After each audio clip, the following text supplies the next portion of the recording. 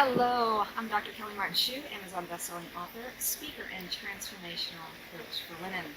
And if you are on this call or on listening, I am here to share with you just a magical thing that happened to me this week, and really bringing presence into my life. And from that presence, there was possibility, and truly a miracle happened. So if you are listening and you're wanting more possibilities for love and passion and more pleasure, then today's Transformational Tuesday conversation is for you. So I apologize for being a minute late, but we were having some technical challenges, and that's all right, because when you are in a place of presence, there is divine peace. And behind me, you're actually going to see it, this beautiful retreat center in the redwoods of California. I am at 1440. And 1440, the reason why they named this beautiful place 1440 is because 1440 or 1440 is how many minutes there are in a day. And I ask you, how many minutes in a given day do you really feel present? Do you really feel in your power? Because it's truly in those moments of presence that we're able to open up and receive the love and joy and synchronicities that we want in life, and we want more of that in life. So just a couple days ago, I had gotten up really early on a really early flight from Denver to San Jose, California. And I've been training for a half marathon. I'm going to be doing the half marathon in Moab. And I'm really excited. And I'm on the final weeks of training. So I knew when I landed in California that I would need to get out on the trail. And while I was tired, I went ahead and did it anyway.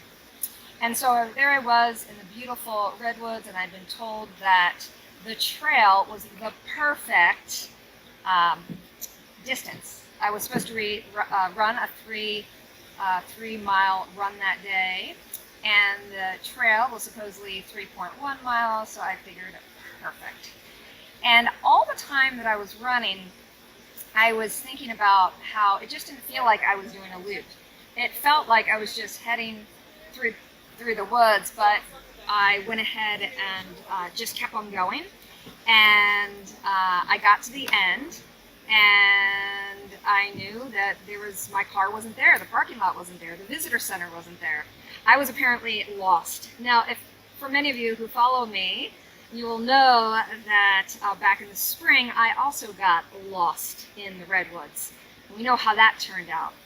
And so I asked a lovely couple about the trail and how long it was and where my car might be. And they said, literally, you have to turn around and go back. And so I thought, well, it's another 3 miles in the woods. I was supposed to meet a friend. I didn't know if I would be late, but I figured, you know what? I'm just going to tune in. And I tuned in to some of my favorite spiritual music. I tuned in to Deva Kamal, and really just started listening to beautiful music in these redwoods as I walked back. And within a few minutes, I saw off on the side of the trail this glimmering web. It was a spider web, and it was gorgeous. And in the center of the spider web was a spider, a big spider. And the way the light hit it, it reflected a beautiful rainbow. In fact, if you follow me on Instagram, I sent a picture of this beautiful, miraculous, amazing spider and her web. Now, I love looking to nature for guidance. And in Native American tradition, the spider represents the web of life. And if you look really closely at a web, there's perfection within the imperfections. And so go back to Instagram and you can see that picture. You can see the imperfections. And I snapped the picture, and I'll tell you, in a moment the spider moved and the perfection of the moment was gone. And had I not gotten lost, I wouldn't have ever seen this beautiful testament of what happens when we're really present, when we slow down. We become more aware and more attuned to our needs, more attuned to what's happening around us. And this, my beloved friends, is where the magic of life happens. It's where you get that phone call from a friend that wants to send you on a blind date, like I received many moons ago. It's that moment when your eyes lock from across the room with someone and you're meant to say hello. And yet, so many of us are living a life where we're tied into our computers, the stress of work, and our hindbrain is actively functioning as if we're in survival mode. And we miss out on the beautiful messages that are here, that are wanting you to listen. We miss out on our inner guidance, on our feminine wisdom that divinely guides us to the next step.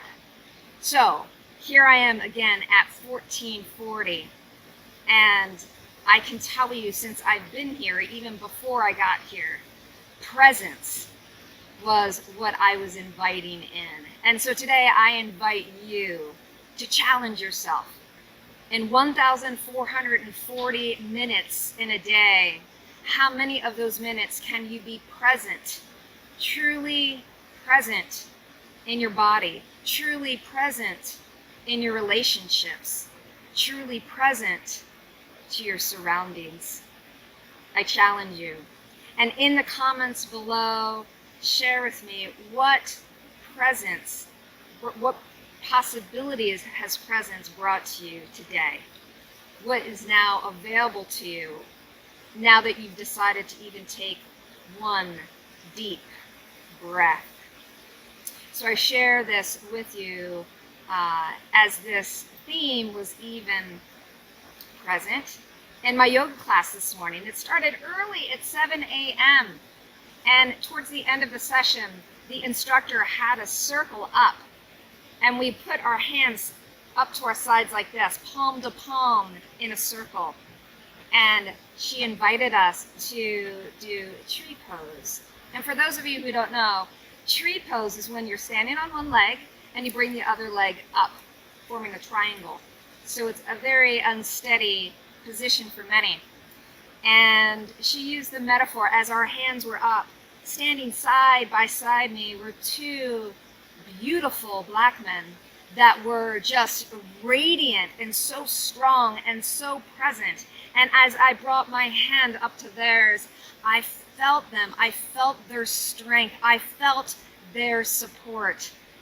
And I was willing to let go, standing on that one leg, and lean into that masculine, sacred, masculine support as I felt wobbly and waves of getting a little off balance would come through the circle. We would stand on that one leg, hand to hand, trusting the people in the circle to support us. And she used the metaphor of the redwoods, a tree, unbeknownst to me, whose roots are actually only about a foot deep into the earth. And yet they are interconnected through a web of roots that go very wide. I mean, imagine how wide these roots must go to uphold a tree that might be 250 feet in the air, 300 feet in the air, as tall as some New York City skyscrapers. So there I was this morning, wrapping up with my yoga class, inviting in more 1440 presence. And I felt that divine masculine hold me so that I could be the wobbly feminine me. And the interaction of all of us in circle felt so solid. I was able to be vulnerable, and so was everyone else in the group. And it was just a magical way to start the day, not only in presence, but also in the possibility of being vulnerable and leaning in to the divine masculine, to each of my sides. It was so amazing. And as women, when we are in our divine feminine, it is so beautiful when you have that divine sacred masculine to lean into. And I'm so grateful for my husband Richard that provides that for me. I can honestly say I don't think that I would be where I am today serving women like I do.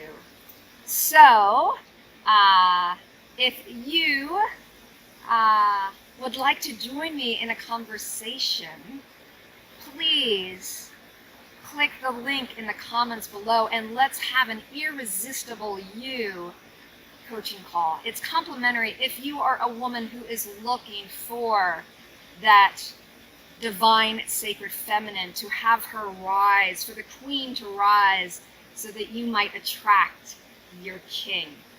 I'm Dr. Kelly Martin Shue, Amazon bestselling author, speaker, and transformational coach for women. And I want to thank you for joining me today. And be sure to tune in next week at the same time. Have a fantastic day.